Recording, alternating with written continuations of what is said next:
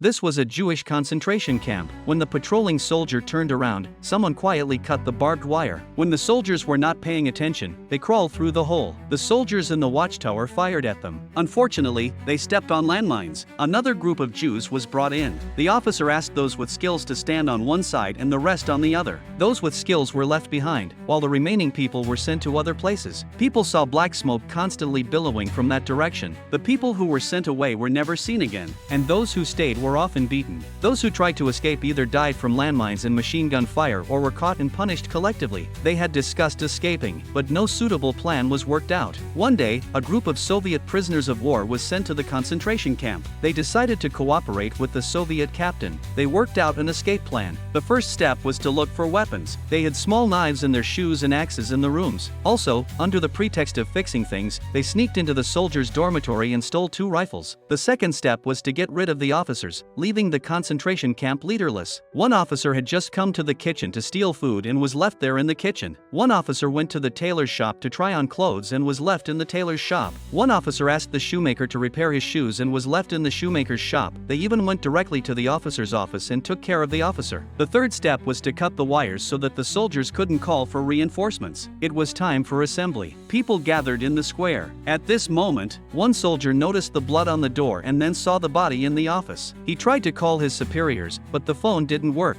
In the square, the Soviet captain and Lion stood on a high place together and called on everyone to rush out. Everyone started running in different directions. People worked together to overthrow the fence, not caring that their hands were cut. The soldiers in the watchtower wildly sprayed bullets with machine guns. Some people were shot to death in the crossfire, some were blown up by landmines. Some people lost their old friends, some lost their lovers, but everyone still ran forward desperately, running towards freedom.